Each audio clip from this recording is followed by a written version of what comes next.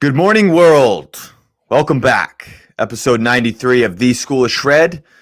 Welcome to the show, everybody. Welcome to the show that's designed to help you shred your old and make better your new. A better body, a better mindset, a better life.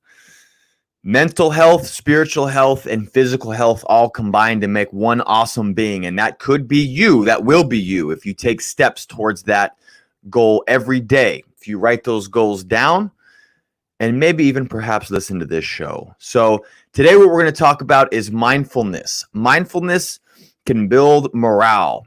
And I want to share with you a few ways that you might be, that you could implement to start being mindful, that you just might want to implement. Some things that work for myself and some things that I recommend to the clients that I am lucky enough to work with. So welcome to the show. We're here Monday through Friday at 9 a.m. Pacific time. Let's see what else. We got Facebook, we got YouTube. We also go on the podcast app on iTunes. Just search The School of Shred, and then also on Spotify, search The School of Shred. All of you students out there, if you've listened to this show before, there we go. We want some flex emojis in the comments to get going. Let's warm it up, warm the muscles up, get a workout in. Let's get after it. We're going to get after it together. All right. All right, we're done waiting for any tardy students now. We are ready to go. Class is now live. So what are we talking about today? How can we get better today, you might ask? How are we going to get better? What can I do for you? Well, let's talk about mindfulness and how it can build morale. And if you've read the caption to this episode, I talk about being mindful, not mindless. And what is mindless? Well, mindless is kind of what happens. It could also be called hypnotic rhythm, but it's just our day-to-day lives when we get caught up in things and we're not really expelling any brain power to do activities, when we just kind of fall into habits and we're not really thinking and we get caught up, and this leads to anxiety if we're not mindful. So mindfulness is things that you can do that help realign you, get you in the moment, make you appreciate the moment, make you appreciate each day. And these guys can vastly improve the quality of your life. It can reduce a lot of mental health problems that we might be experiencing. I know for myself, mindfulness practices are huge. This is a big part of the school and what we go over. Last night's live class at the School of Shred, we were on our Zoom call for 2.5 hours last night. Now the first hour was the mandatory. I did a long training for everybody on polyunsaturated fats. We talked about the week's assignment, but then we went into just kicking it, and it was cool to hang out with all of you guys, all the students that are in that first class for 2.5 hours. But we talked a lot about this when we were just going back and forth in this idea of how this mindless negative mindset, they kind of go together. And then you have to be very mindful if you want positivity in your life. You have to be very mindful of that, and you have to work at that, because for some reason there is a default out there in this world that will shift you into negative thinking and what Napoleon Hill refers to as a negative mental attitude. And nothing on earth can help the person with a negative mental attitude, but nothing can stop the person with a positive mental attitude. And realize that you're going to brainwash yourself either way. So you might as well bathe your brain daily in positivity so you can start creating some results that might create a life that you really like every day when you wake up. And mindfulness can do that. And 3 ways that we can do that with mindfulness that I want to share with you today that are on my heart always and something that I do every day. 3 of them are walking, having a hobby, and then reading. Okay. And then we'll get into how to go about these and how to breathe correctly and whatnot.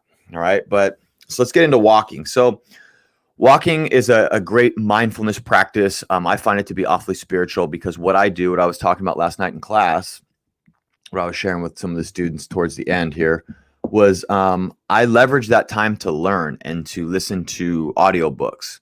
Now you can listen to podcasts like this if you want to, or you can listen to audiobooks. I like audiobooks because I like reading books, and there's specific authors that I like. And so I like sitting down with the author and listening to them for several hours on an audiobook. So that's something that I'm willing to spend some money on is to have good audiobooks at any one given time. And it's a self-development hour. And so right now, personally, what I'm trying to do is get 15,000 steps a day in.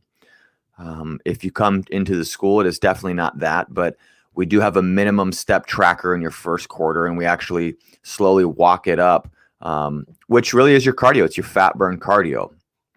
So, I got 15,000 I need to get in a day. So what that means is I usually go for a walk for about an hour, up to an hour and a half with the dogs, and that helps ground me. Sometimes I split that up and I do it 3 times a day.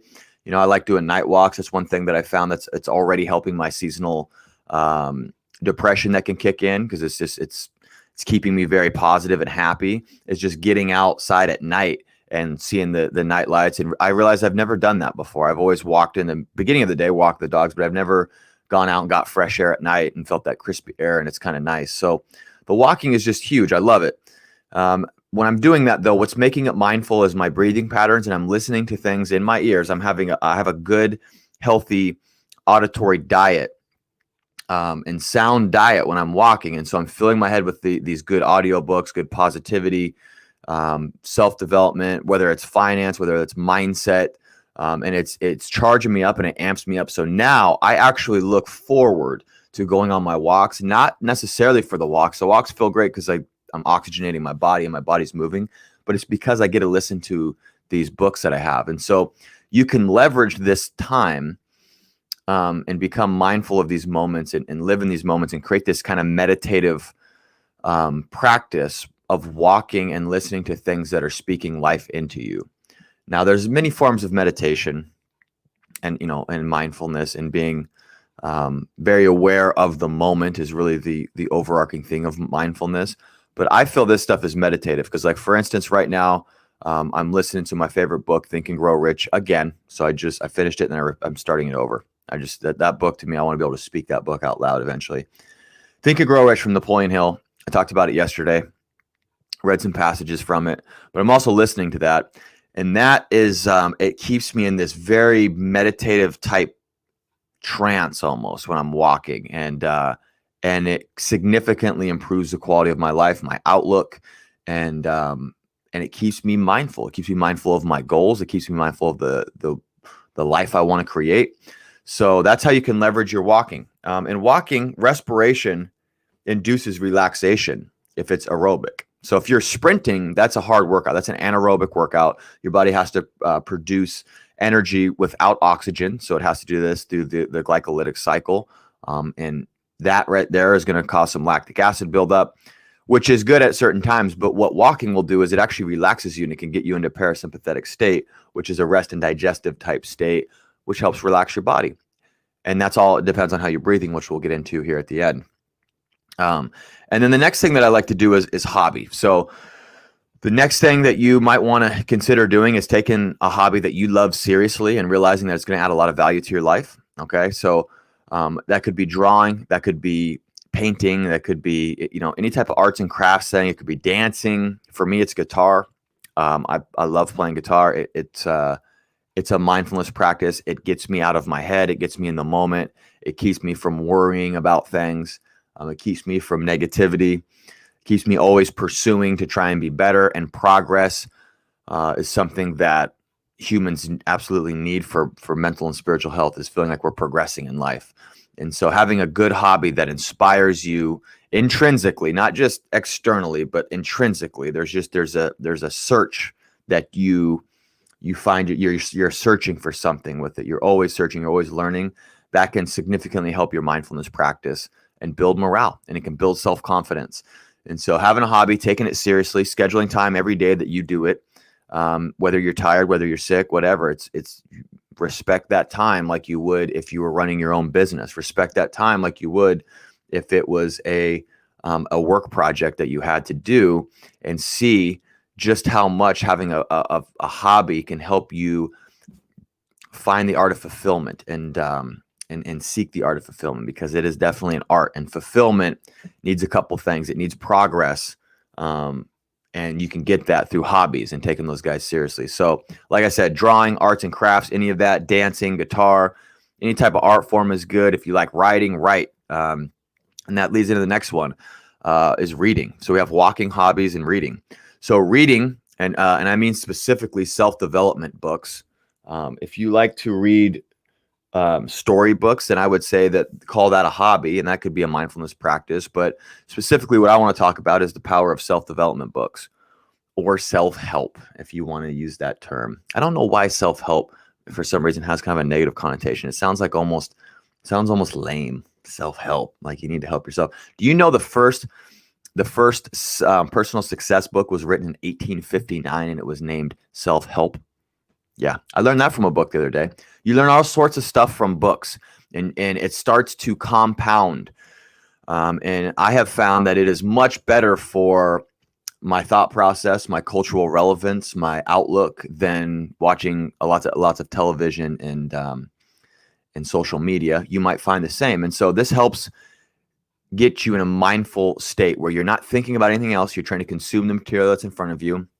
You might be in a quiet home. What I like to do is put on classical music, and it creates this very rich learning environment that I'm very drawn to now. And so, you're kind of getting the idea here. What I'm talking about is all this stuff there's not a whole lot of distractions with any of this. It gets you in the moment, whether that be walking, whether that be having a hobby and trying to sit down and play guitar, learn an instrument, draw, sew, whatever it is for you, dancing, poetry, or reading, and sitting down, just reading a good book on your couch and just having that Zen-like atmosphere where you can be mindful. You're not stressed out by all the worldly problems, and this can strengthen that spirit. And we want a strong spirit. So when we do this stuff, there's a way that you can breathe that can help get you in this parasympathetic response. And so this is the last thing before we go here today. As you're doing this stuff, you might want to try nasal breathing. And so don't breathe through your mouth. Try breathing through your nose. And you can do box breathing, which is that 4 to 5 seconds inhale, 4 to 5 second hold, 4 to 5 second exhale, 4 to 5 second hold. Another one that I like to do is just a basic breathing pattern that I'm trying to retrain my default breathing pattern, which is in through the nose for 5 seconds, 5 to 6 seconds, anywhere in there, 4 to 5, it doesn't matter. It's just all kind of relative, kind of give you a navigation tool. But about 5 seconds, you inhale through the nose, and then 5 seconds, you exhale through the nose. And I've been practicing trying to actually breathe through separate nostrils. And so like left side has been shown to actually help parasympathetic response. I know it sounds crazy and woo-woo. There's science that supports all this stuff. And then the right side can help wake you up. So anyway, but you can practice that. I do that on my walks a lot. So I'm trying to practice nasal breathing.